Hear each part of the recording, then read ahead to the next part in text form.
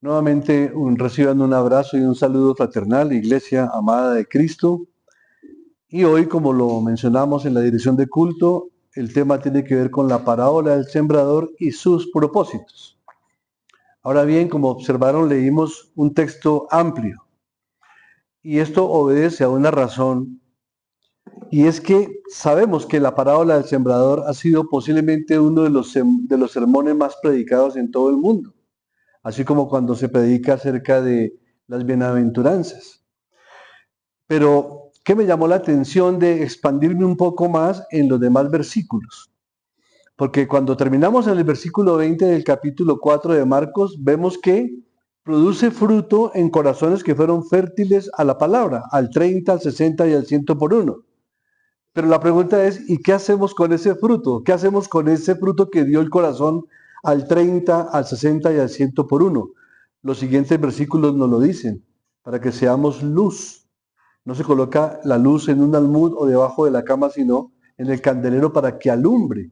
Entonces mire que el propósito o uno de los propósitos de la parábola es que los que han recibido con fructificación la palabra en el corazón, su deber es ser luz y alumbrar el camino predicando el evangelio a otras personas. Pero luego también nos habla de ese crecimiento al 30, al 60, al 100 por uno, cómo opera en el corazón de los creyentes. Pero también, hermanos, tenemos que decir que las parábolas, aparte de ese propósito que tiene de ser luz y de dar crecimiento espiritual, también tienen el propósito de enseñar, de adoctrinar, pero también de oscurecer, como lo vamos a ver en el desarrollo del sermón. Por supuesto, no vamos a volver a leer toda la porción, sino algunos versículos en particular que vamos a ir desarrollando. Pero a manera de introducción podemos decir eso, ¿no? La primera porción nos habla de la obra que el Señor ordenó hacer. Ya comenzó la competencia fuerte. Bueno, entonces hay unas parábolas introductorias a la parábola del sembrador, pero también se nos explica el propósito de esas parábolas y luego el Señor entra a explicar poco a poco, paso a paso, qué significaba cada una de las parábolas. Podemos decir entonces que uno de los aspectos más chocantes en el ministerio terrenal del Señor Jesucristo es que no tuvo muchos frutos visibles. Los líderes religiosos de la nación no creyeron en él. Y las multitudes que lo seguían no andaban detrás del evangelio, sino detrás de algún beneficio temporal. De manera que el grupo de seguidores sinceros que tuvo el Señor fue realmente muy reducido, a pesar de que nunca nadie había predicado la palabra como él. Y nunca nadie había hecho los milagros que él hizo. Y la pregunta es, ¿por qué? ¿Por qué un ministerio tan poderoso tuvo aparentemente tan pocos resultados? Hablando del resultado visible, ¿cierto? Y es posible que los discípulos del Señor se estuvieran haciendo la misma pregunta, ya que en el libro de Lucas, en el capítulo 13, versículo 23, lo hacen. Señor, ¿son pocos los que se salvan? Es una pregunta que trae una reflexión bien importante. Ahora, no lo podemos negar, hermanos. El Señor hizo muchos milagros. Resucitó muertos, expulsó demonios, sanó leprosos, sanó cojos, mancos, ciegos, convirtió gentiles, reprendió los vientos, el mar. Todo obedecía, lo natural, lo inanimado, le obedecía. La pesca milagrosa, resucitar muertos. Y sin embargo, en el aposento alto, el día de Pentecostés, habían 120. Después de haberle predicado a multitudes. ¿Cuántas veces alimentó a miles de personas con la multiplicación de los panes, de los peces? Y lo vieron hacer muchos milagros, pero aún así, la pregunta que hacen los discípulos es bien interesante. Señor, ¿son pocos los que se salvan? Recordemos que los discípulos habían dejado todo para seguir a Cristo. Y a medida que ellos escuchaban las enseñanzas de Él y lo veían ejercer poder sobre las enfermedades, sobre la naturaleza, sobre los demonios, Era evidente para ellos que Jesús era el Mesías prometido, el Mesías anunciado por los profetas del Antiguo Testamento. Pero tal parece que los demás no veían lo que ellos veían. O lo rechazaban abiertamente o lo seguían por motivos equivocados. Y ustedes y yo sabemos, hermanos, que muchas veces hemos encontrado que a Cristo se le sigue más por motivos equivocados que por seguir y entender lo que es seguir a Cristo, identificarse con la muerte de Cristo, con la resurrección, con sus padecimientos, así como también con de sus bendiciones. Y de hecho los líderes religiosos de Israel sentían tal hostilidad hacia el Señor que se atrevieron a acusarle de estar endemoniado y de ejercer con el poder de Belcebú. Mira hasta dónde llega la dureza del corazón. Así que si miramos las reacciones de las gentes, diríamos que el ministerio de Cristo parecía estar fracasando. Y es en ese contexto que el Señor comparte una serie de parábolas conocidas como las parábolas del reino, y de la cual forma parte la parábola del sembrador, que vamos a estudiar el día de hoy, y la cual es de suprema importancia para la iglesia, por la gran responsabilidad que esto conlleva, entenderla y aplicarla, por la gran comisión, para proclamar íntegramente el Evangelio, y muchas veces esto puede ser una labor desalentadora. ¿O acaso nosotros no hemos tenido y tenemos todavía familiares que les venimos predicando hace meses y años y no vemos el fruto? Y aún entre hermanos que dicen ser cristianos no vemos un fruto que avance, que madure, que dé resultado al 30, al 60 o al 100 por uno. Y según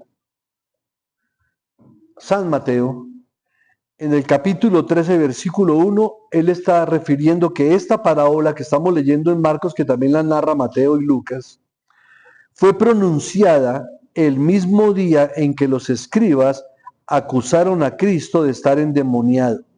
Luego podemos encontrar una relación entre la parábola del sembrador, que para unos trae rechazo y oscuramiento, porque en el mismo capítulo de Mateo o en el capítulo anterior, en el capítulo 2 y en los versículos anteriores, se ve cuando el Señor sana o expulsa el demonio de una persona, y cuando le dicen que había echado ese demonio por el poder de Belcebú, que es cuando Cristo habló de lo grave que es pecar contra el Espíritu Santo. Entonces en Mateo leemos que ese día fue así. Miremos por un momento ese versículo 1 de Mateo 13.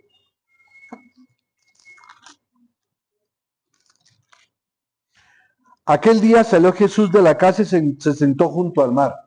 Aquel día, si miramos hacia atrás, habla de una generación perversa que demanda señal, del espíritu inmundo que vuelve, de los hermanos de Jesús, etcétera, y nos habla acerca de incluso las señales que ellos estaban buscando.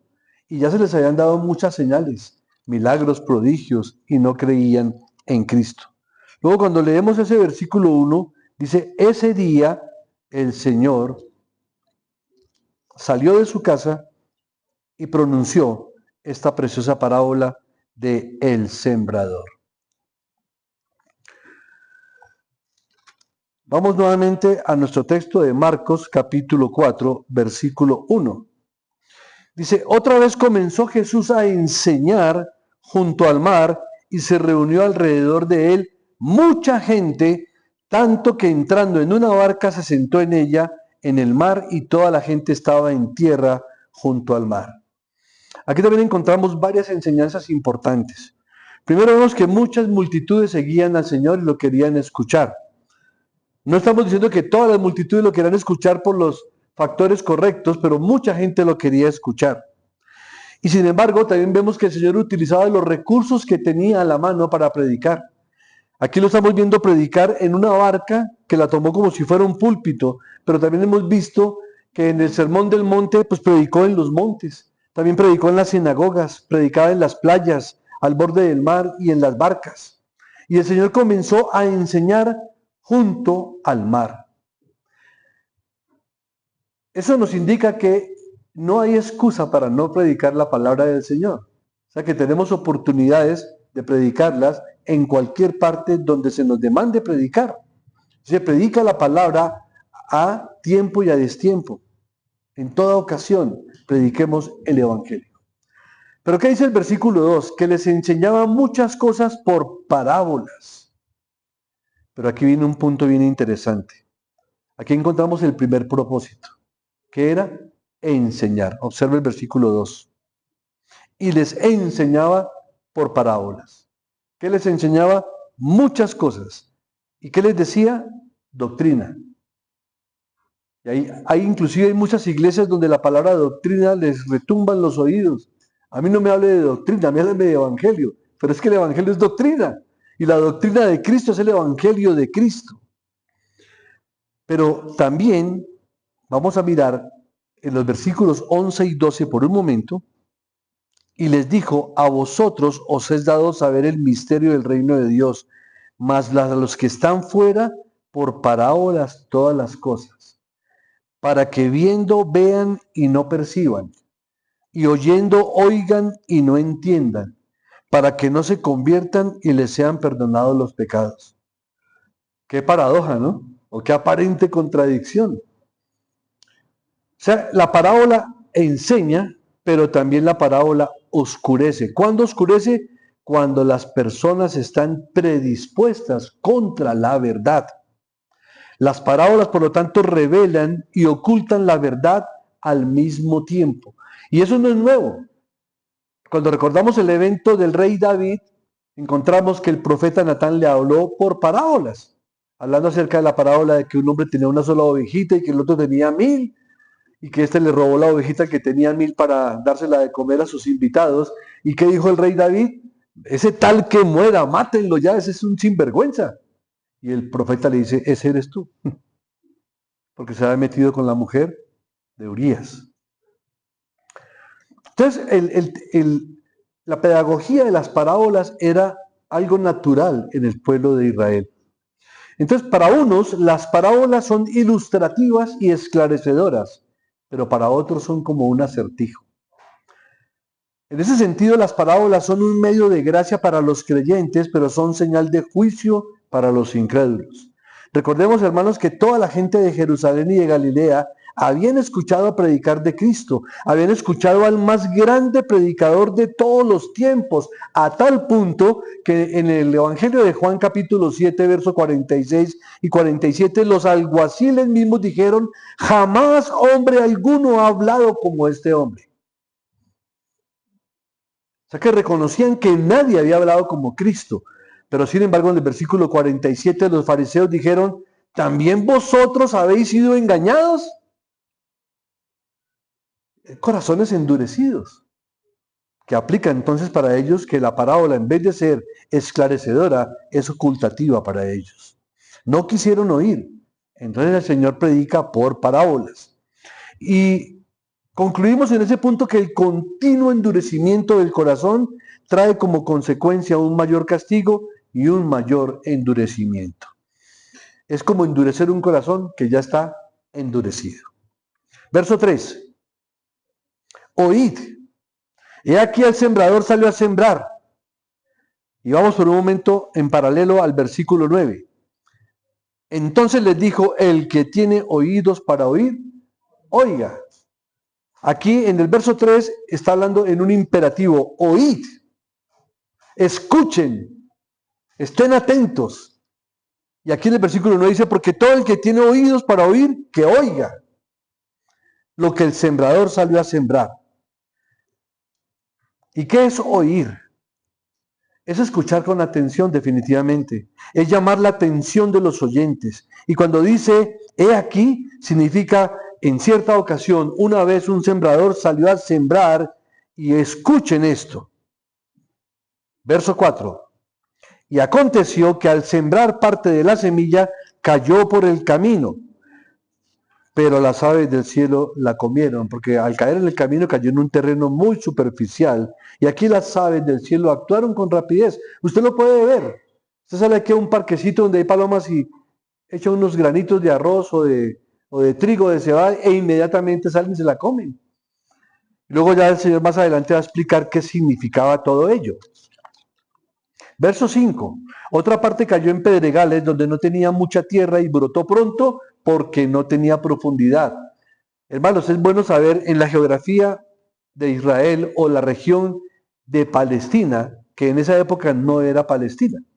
El nombre palestino surgió en el 300 después de Cristo, cuando un emperador romano, para ofender al pueblo judío, quiso llamarle Palestina en honor a los filisteos. Filistina de ahí surgió la palabra Palestina. Luego no podemos decir que la tierra de Palestina se llamaba Palestina en los tiempos de Cristo. Pero era típico en esa región que gran parte de su suelo cultivable se hallaba sobre una capa rocosa. Por tal razón, los cultivos no se arraigan, sino que brotan rápido hacia arriba, pero rápidamente. Como no tienen raíz, no pueden perdurar. De hecho, el versículo 6 lo dice. Pero salido el sol se quemó y porque no tenía raíz, se secó. Y Lucas lo expresa así, porque tenían falta de raíz. Verso 7. Otra parte cayó entre los espinos y los espinos crecieron y la ahogaron y no dio fruto. Hermanos, una tierra plagada de espinos estaba ocupando el lugar que le corresponde a la semilla, dificultándole su crecimiento, porque los espinos crecían más rápido y ahogan la vitalidad de la noble semilla. Y también podemos observar que cuando habla de espinos, que se cultivaban muchos espinos o que surgían muchos espinos, podemos deducir que de ahí tal vez sacaron los espinos para colocarle al Señor la corona de espinas. Verso 8. Pero otra parte cayó en buena tierra y dio fruto, pues brotó y creció y produjo a 30, 60 y a 100 por uno. Está hablando de la palabra de Dios, hermanos. Aquí no está hablando como se predica en muchas iglesias acerca de los recursos económicos. Aquí está hablando de la palabra de Dios y tengo hasta una anécdota. Porque si ustedes leen en Marcos, Marcos dice que da fruto al 30, al 60 y al 100 por uno. Y según estos predicadores, así va a ser su prosperidad económica. Entonces yo pregunto, entonces, ¿cómo hacen para interpretar ese mismo texto, pero en la versión de Mateo, que lo muestra al contrario? Al 100, al 60 y al 30. El uno en forma ascendente y el otro en forma descendente. Entonces, ¿qué hacemos con esa presentación? Si notan, aquí se refiere a la palabra de Dios. ¿Qué tanto fruto está dando la palabra de Dios en su vida y en la vida de las personas que le rodean a usted? Verso 9. Entonces les dijo, el que tiene oídos para oír, oiga. Los oídos se han de usar para oír, es decir, para escuchar atentamente y valorar lo que uno está escuchando. Por eso esta parábola aquí en la narración hasta el versículo 8, que dice que dio fruto, concluye con una sincera amonestación de parte del Señor. El que tenga oídos para oír, oiga lo que se está exponiendo. ¿Por qué, hermanos? Porque a través de toda la enseñanza de Cristo, tanto en la tierra como en el cielo, esta exhortación es una de las que tal vez se repite o se enfatiza más. Porque miren lo que dice el versículo 9, lo acabamos de leer, ¿cierto? El que tenga oídos para oír, que oiga. ¿Qué dice el versículo 23 de ese mismo capítulo? Si alguno tiene oídos para oír, oiga. ¿Qué dice el versículo 8, el capítulo 8, versículo 18? Teniendo ojos no veis y teniendo oídos no oís y no recordáis. O sea, hay un énfasis muy grande en lo que es el oír. Por eso decimos que la fe es por el oír. Pero ¿cómo estamos oyendo la palabra del Señor? ¿Cómo estamos escuchando el Evangelio? Y por si fuera poco, en Lucas 14:35 nos dice acerca de la sal, cuando la sal pierde su sabor, dice que ni para la tierra ni para el muladar es útil y que es arrojada afuera y que el que tiene oídos para oír, oiga. Y tú y yo somos la luz y la sal de este mundo. Pero si la luz no alumbra y la sal pierde su sabor, ¿qué sentido tiene haber comprendido la parábola del sembrador? Ningún fruto. Y lo que más me impactó es que en Apocalipsis, en el mensaje a las 7 iglesias, en el capítulo 2, versículos 7, 11, 17 y 29, y en el capítulo 3, en los versículos 6, 13 y 22, le dice a todas las iglesias, el que tiene oído, oiga lo que el Espíritu dice a las iglesias. Luego, no podemos pasar por alto la importancia no solamente de leerla y meditarla, sino de saberla escuchar, de oír con atención la palabra de Dios. ¿Qué me está diciendo? ¿Qué me está enseñando? ¿Qué me está corrigiendo? ¿Qué me está fortaleciendo? ¿En qué me está animando? ¿Qué debo corregir? ¿Qué debo confesar? Y esta repetición no debería de sorprender al creyente, porque las consecuencias de la falta de interés para oír y oírla y no obedecerla se dan a conocer mediante la explicación que el Señor hace justamente de la parábola de los versículos 13 al 20. Y les dijo, escuchen esto, hermanos, ¿no sabéis esta parábola? ¿Cómo pues entenderéis todas las parábolas? ¿Qué significa esto? Que si un creyente no entiende la parábola del sembrador, no va a poder entender las demás parábolas. O sea que es de vital importancia aprender y entender esta parábola. Pero dice el versículo 10 que cuando el Señor estuvo solo, es decir, que tuvo que haber despedido a las multitudes, los que estaban cerca de él, con los 12, le preguntaron sobre esta parábola. O sea que eso nos indica que no solamente se quedó con los 12, sino que había otro grupo más de personas que tuvieron como la eficacia de ser seducidos por lo que dice el versículo 9. El que tenga oídos para oír, que oiga la parábola.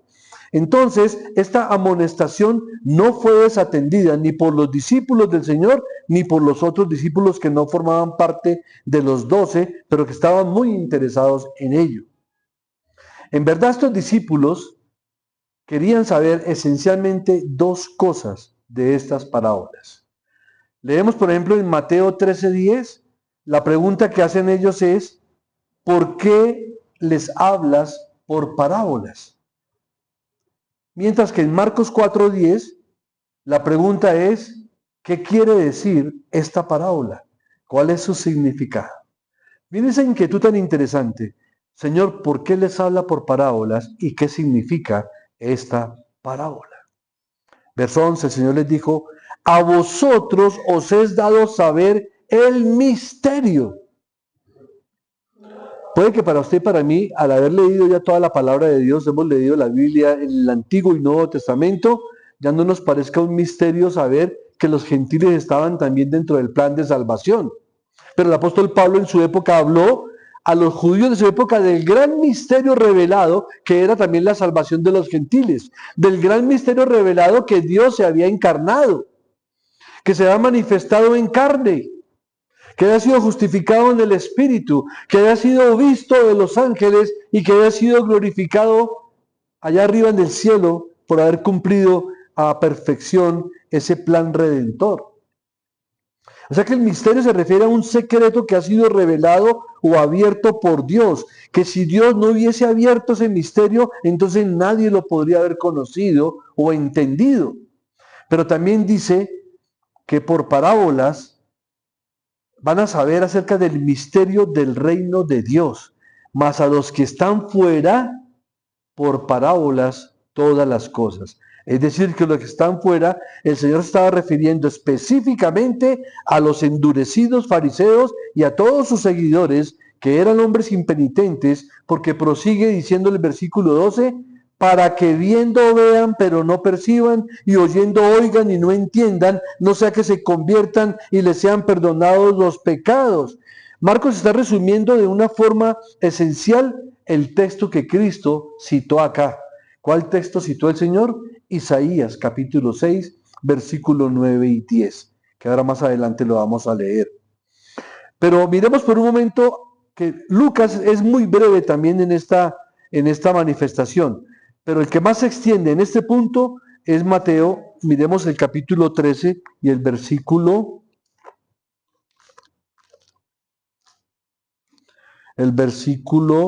15.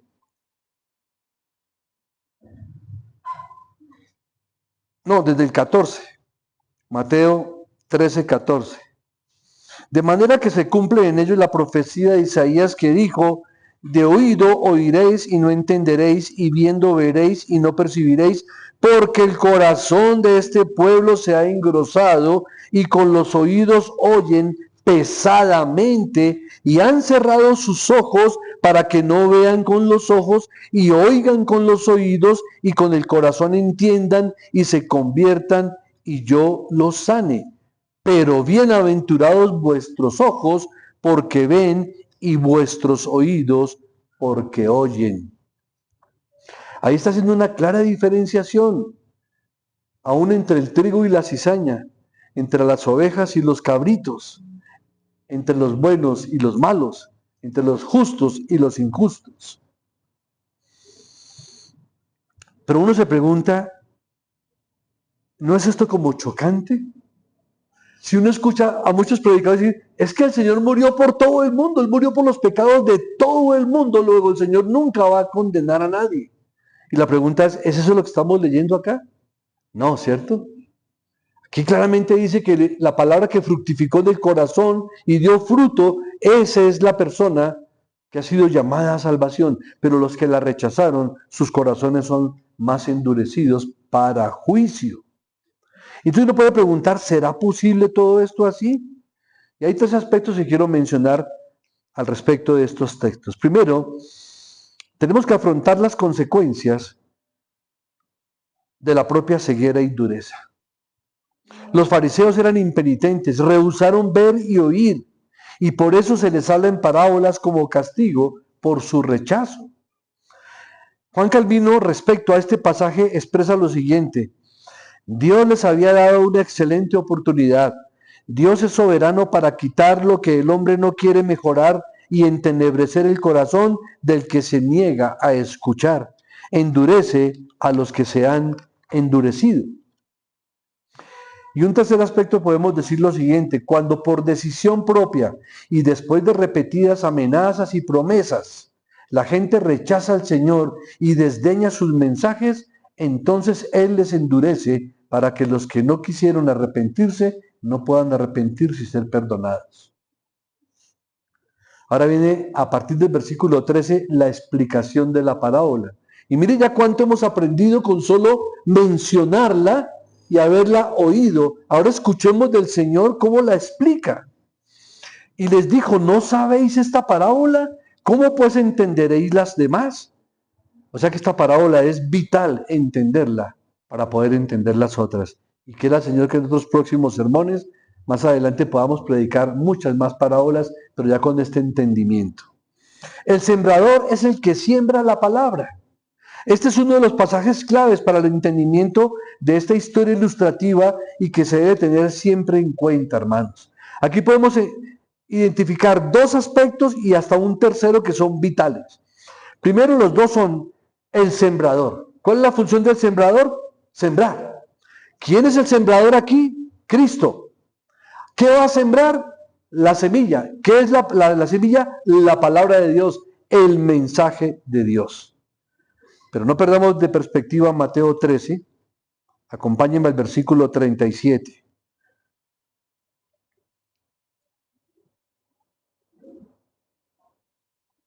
Porque también hay otro que siembra, pero siembra cizaña.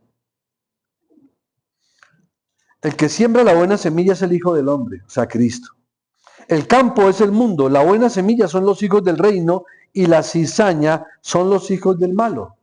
El enemigo que la sembró es el diablo, la siega es el fin del siglo y los segadores son los ángeles. Y noten esto, ¿cuánta cizaña ha sembrado Satanás en los corazones, aún de muchos que dicen ser creyentes, que dudan de la existencia de Cristo como Dios? Sí, es Cristo, el Hijo de Dios, pero es un ser creado. O niegan la deidad de Cristo, como la negaron los fariseos de la época. O hablan de un evangelio que no es de Cristo, que hacen ver a Cristo como un hombre bonachón, que salvó a todo el mundo, que dio su vida por todos y que no condena absolutamente a nadie. Que es solo amor, amor, amor, amor, pero no hay nada de justicia en él. Eso pasa cuando se siembra cizaña en el mensaje, o cuando los predicadores se cometen o cometemos el error de tratar de predicar lo que la palabra de Dios no ha enseñado, de sembrar un mal evangelio. No necesariamente puede ser una cizaña, pero sí un evangelio no correcto. que da como resultado pues un pésimo alimento espiritual. Pero a estos dos puntos, como dije en un principio, le podemos agregar un tercero. Habla de la tierra o el suelo sobre la cual cae la semilla. ¿Y qué es esa tierra o qué simboliza esa tierra o ese suelo? Pues nada más y nada menos que el corazón del hombre. Por no decir que es todo el hombre íntegro, todo el hombre mismo. Es el que recibe esa semilla. Pero el terreno del hombre puede tener esos cuatro aspectos que nos menciona la parábola. Primero, el versículo 15 habla de un corazón endurecido, un corazón insensible, porque cayó en un terreno superficial y duro. El segundo caso, los versículos 16 y 17, nos identifica un corazón impulsivo que es superficial, ya vamos a explicar. En el versículo 18 y 19 habla de un corazón afanoso, impaciente, y en el versículo 20 un corazón sensible que ha sido bien preparado. Miremos el versículo 15 que nos habla del corazón insensible o endurecido, que fue la que cayó en el camino. Y se dejaron arrebatar el mensaje inmediatamente. Muchas veces el mensaje les pudo impactar, pero salieron del servicio y ya el mensaje se olvidó y fue arrebatado por los afanes de la vida, ¿no? O también porque son oyentes frívolos, o porque han tratado con superficialidad la palabra de Dios, o porque hay una mala voluntad hacia el mensajero o hacia el predicador, o inclusive hostilidad al mensaje. ¿No dijeron los fariseos de Cristo Jesús, por el poder de Belcebú echas fuera a los demonios, e endemoniado estás tú? Esa es una acusación grave que le hicieron al Señor, o simplemente por indiferencia. Versos 16 y 17 habla del que cayó en los pedregales. Y aquí se distinguen como las personas que son impulsivas y superficiales. No hay dominio propio, son impulsivos. Reciben con gozo la palabra, inmediatamente la aceptan, pero como no tiene raíz, son fácilmente engañados, entrampados, ya sea por las aflicciones o por las persecuciones, y se convierten en seres muy volubles y muy débiles. Y dejan que la palabra no haga su trabajo. Muchos dicen, pero pastor, es que desde que me hice cristiano comenzaron todos mis problemas. Y sí es verdad. El Señor trata con el creyente, nos lleva inclusive hasta un desierto para enseñarnos a depender total y absolutamente de Él, pero siempre con un propósito enorme, mayor que cualquier otro propósito. Hermanos, el verdadero creyente persevera. Esa es su manera. Es una marca. Es una manera de expresar mi fe, perseverar. Cuando tú y yo perseveramos es una buena seña. Y podemos perseverar inclusive en debilidad, pero si seguimos perseverando es una buena seña. ¿Saben por qué? Porque nadie puede perseverar si Dios no lo preserva. Podemos perseverar porque el Señor nos preserva para perseverar. Pero aquí encontramos muchos de ellos, esos impulsivos y superficiales, como se manifiesta el apóstol Juan en una de sus cartas, en primera de Juan 2:19, que posiblemente en ese grupo puedan estar aquellos que salieron de nosotros, pero no eran de nosotros. Porque creyeron la palabra temporalmente, la aceptaron con gozo, pero no tenían raíz y renegaron. ¿Se acuerdan del salmista en el Salmo creo que 73 cuando dice, en vano he lavado mis manos? Pero cuando entré al santuario de Dios y vi el final de ellos, comprendí. Estos fueron adherentes externos, hermanos, que nunca fueron seguidores genuinos porque su profesión no brotaba de convicciones internas, porque eran sin raíz.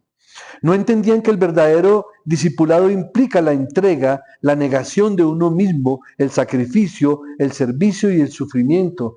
Lo que un creyente jamás puede pasar por alto, hermanos, es que el camino que lleva al cielo es el camino de la cruz. El que quiera ser mi discípulo, niéguese a sí mismo, tome su cruz y sígame. No es el camino de la prosperidad, no es el camino de la felicidad como la percibe el ser humano, es el camino de la cruz el que nos lleva al cielo.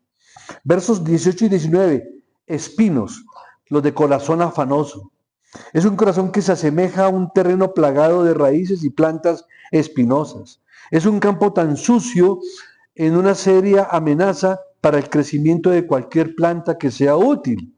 Igualmente los corazones llenos de los trajines afanosos del día, oscurecidos por sueños de riquezas y el deseo afanoso de otras cosas, pueden desbaratar cualquier influencia benéfica. Tales corazones se hallan tan ocupados en todo lo terrenal que no tienen tiempo para la meditación serena y sincera de la palabra de Dios y del mensaje del Señor Jesucristo.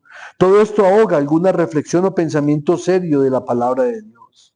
Por eso el escuchar es tan importante. No estar aquí en la congregación oyendo un sermón y pensando en cómo voy a pagar tal deuda, qué voy a pagar y todo. No, hermanos. Estamos en el día del Señor oyendo la palabra del Señor.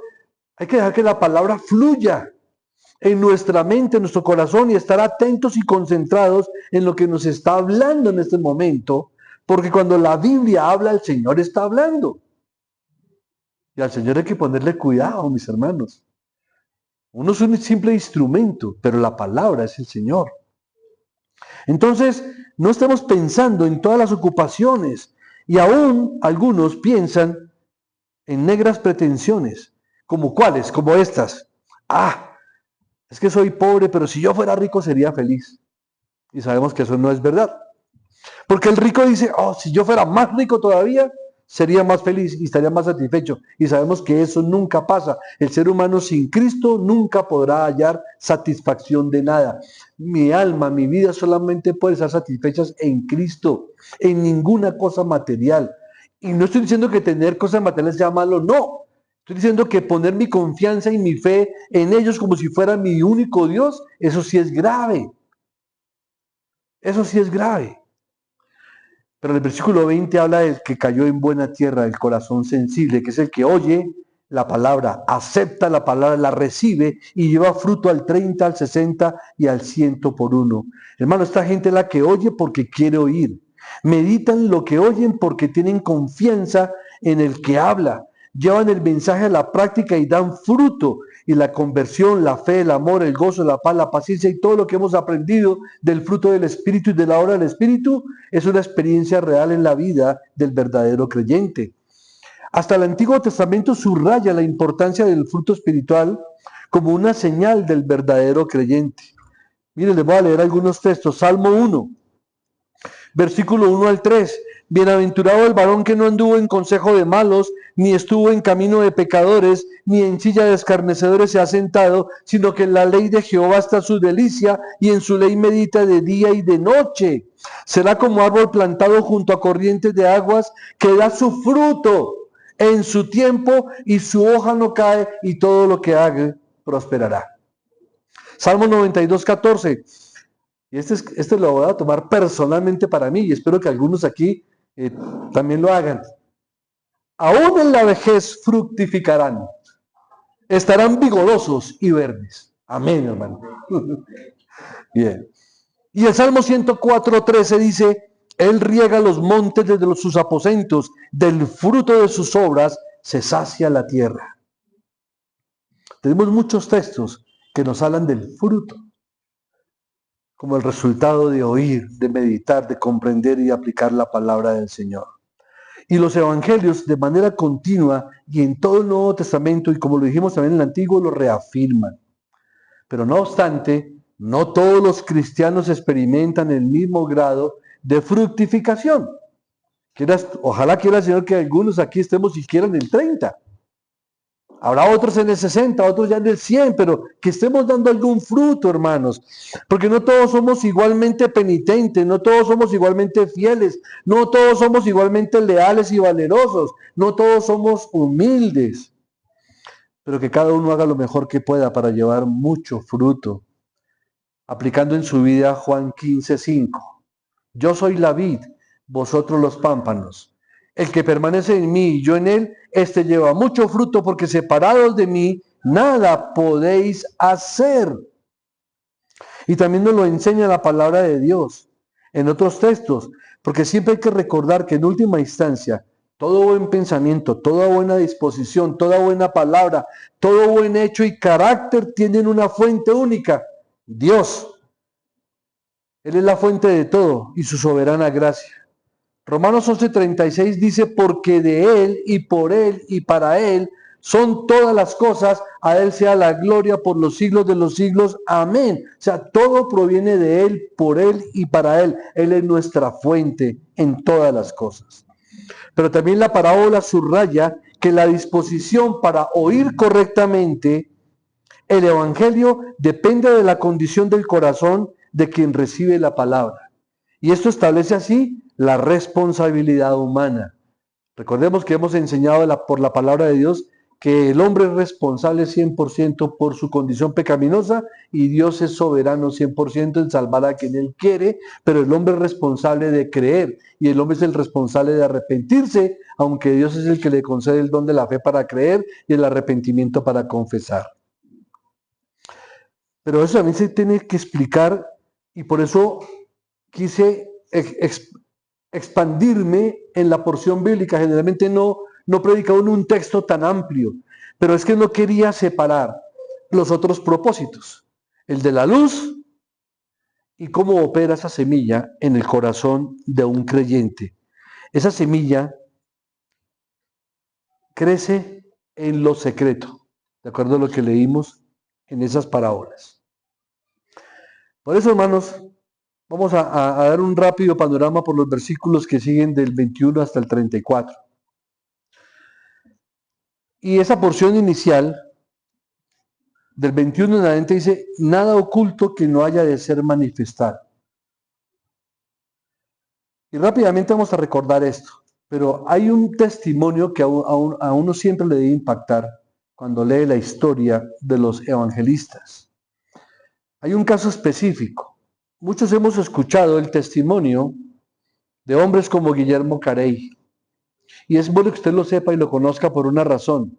Porque muchas veces la predicación del evangelio puede ser frustrante, puede llegar a ser frustrante por la falta de respuesta de la gente a quienes les estamos predicando el evangelio. Y uno de ellos fue Guillermo Carey. A él se le conoce como el padre de las misiones modernas. Imagínense que Guillermo Carey predicó durante 7 años en la India para ver su primer fruto.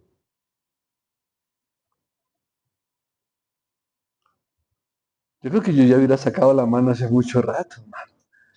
Y a veces nos angustiamos porque nos reunimos 15 o 20 personas, o a veces 30. A veces hemos tenido hasta 40 o 45 y dice, uy, gloria a Dios. Y cuando hay 20, ¿qué? Pues igual, gloria a Dios. Y si hubiese 5, pues gloria a Dios por esos 5. Este hombre es un testimonio. 7 años para tener un primer fruto, un primer discípulo.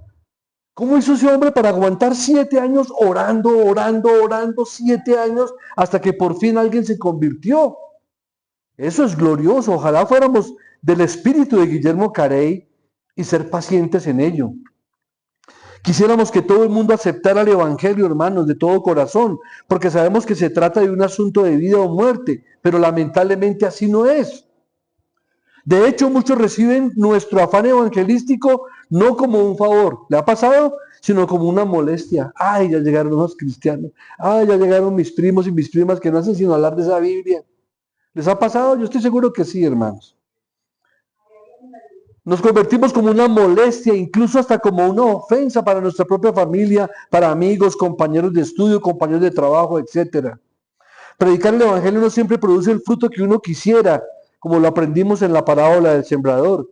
El Señor compara la predicación del evangelio con un sembrador que sale a sembrar la semilla, pero que no siempre cae en buena tierra y no produce fruto. Hay corazones endurecidos, corazones superficiales, corazones impacientes y todos los anteriores que hemos mencionado. Pero también nos enseña el Señor que muchos corazones, por la gracia de Dios, están siendo y han sido preparados para recibir la palabra y dar fruto. Al 30, al 60 y al 100 por uno. Entonces, por lo tanto, mis hermanos, todos debemos de predicar la palabra porque ese es el medio, es el instrumento que Dios ha establecido para establecer su reino, para obrar en el corazón de los hombres. Es por la locura de la predicación que la gente creerá, no por más. Y establecer allí un reino y expandirlo a través de la predicación. Entonces vemos claramente que se refiere a que hay que asirnos del poder de la palabra para la expansión del reino de los cielos. Pero también en el versículo 21 él dice lo siguiente: ¿acaso se trae la luz para ponerla debajo del almud o debajo de la cama? ¿No es para ponerla en el candelero? Hermanos, Dios espera que los dones y las gracias que nos ha otorgado las aprovechemos y las devolvamos en el servicio y la gloria a Dios. ¿Cómo lo hacemos? Pues siendo luz y sal en este mundo. Todo creyente, así como ha recibido más luz, debe difundir esa luz. Todo creyente debe arder y alumbrar, aunque sea por algún tiempo, porque somos candeleros. Y somos simples candeleros comparados con el sol de justicia que es Cristo. Pero el mismo Señor se regocijó de que aún los discípulos de Juan el Bautista les dijo lo siguiente: Juan era una antorcha que ardía y alumbraba, y vosotros quisisteis regocijaros por un tiempo en su luz. Pero ahora había llegado la verdadera luz, el sol de justicia que es Cristo. Porque no hay nada oculto que no haya de ser manifestado, ni escondido que no haya de salir a la luz.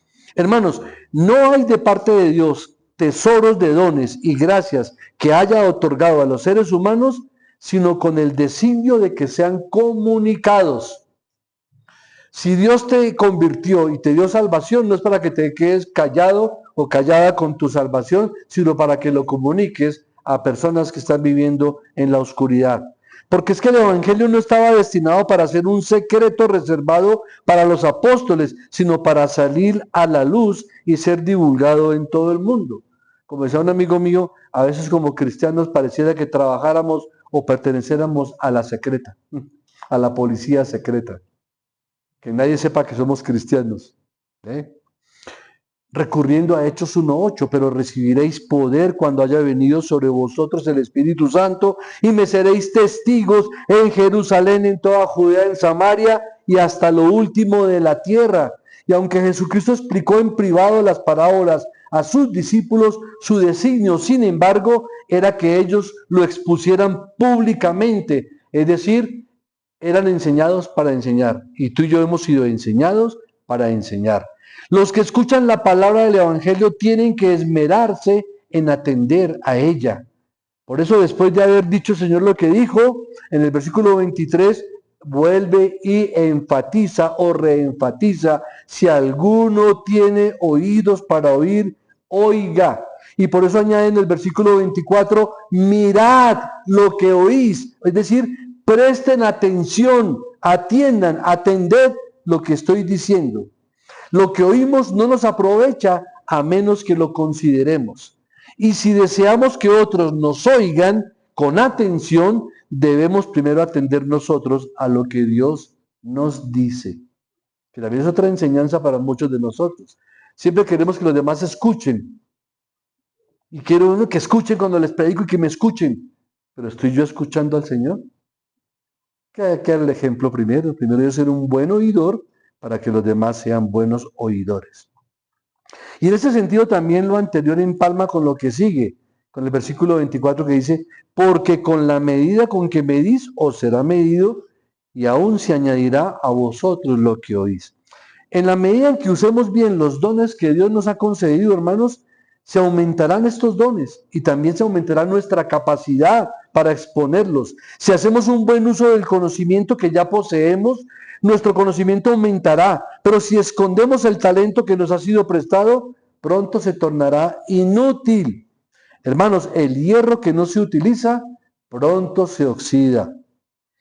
Verso 25, porque al que tiene, se le dará, y al que no tiene, aún lo que tiene, se le quitará. Es decir, al que tiene el que tiene y hace buen uso de los dones, se le dará más. Pero el que no, el que lo ha escondido el talento, se le quita y se le da al que más produjo.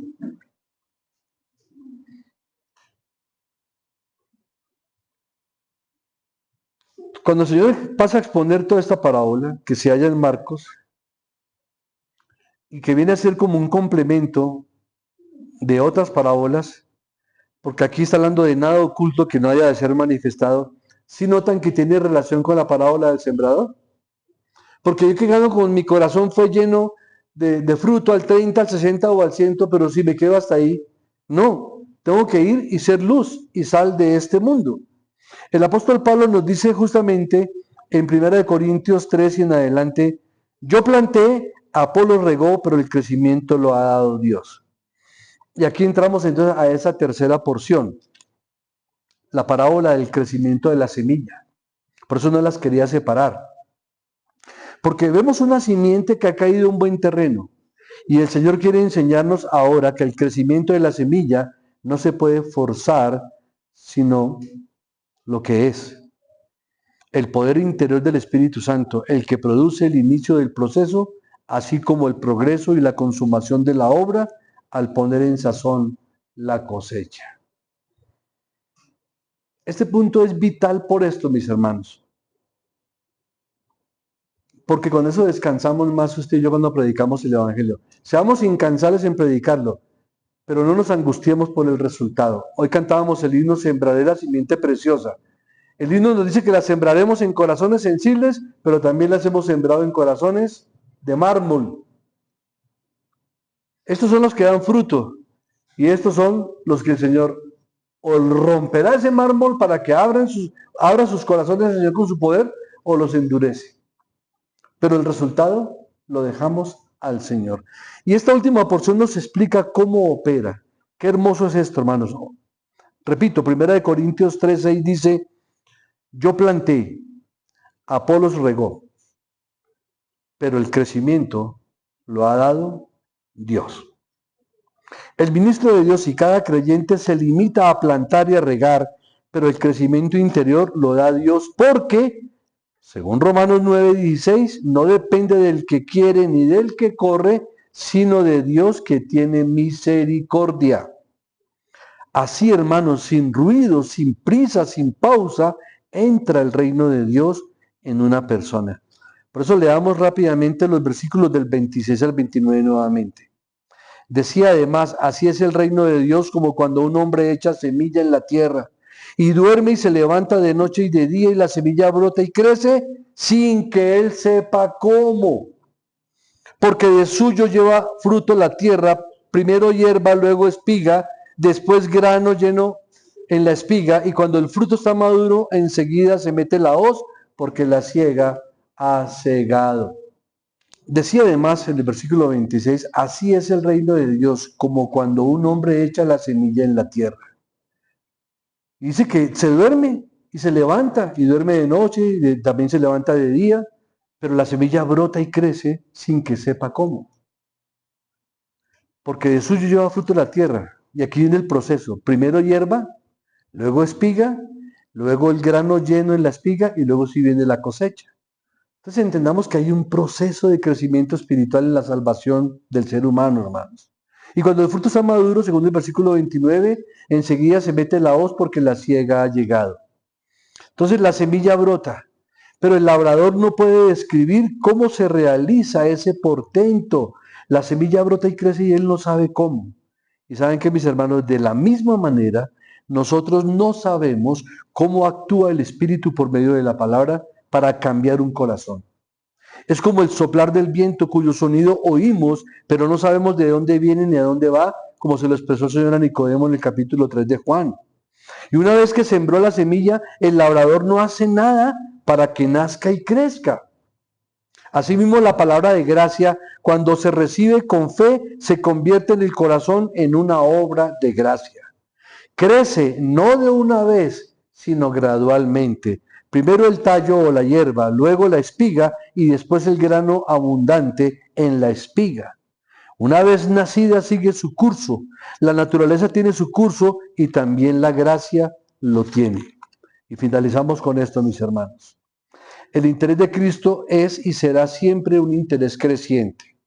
Y aunque los comienzos sean pequeños, el final será muy grande. La obra de Dios progresa sin ruido y de un modo insensible, pero avanza a través de los obstáculos sin detenciones ni fracasos. Y finalmente llega a su perfección y se pone en sazón recogiendo el fruto.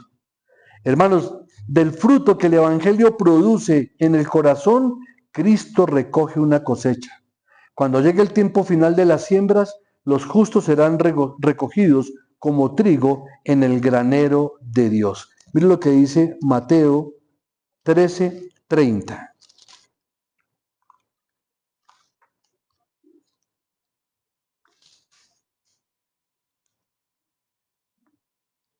Dejad crecer juntamente lo uno y lo otro hasta la siega. Y al tiempo de la siega yo diré a los segadores, recoged primero la cizaña y atadla en manojos para quemarlos, pero recoged el trigo en mi granero.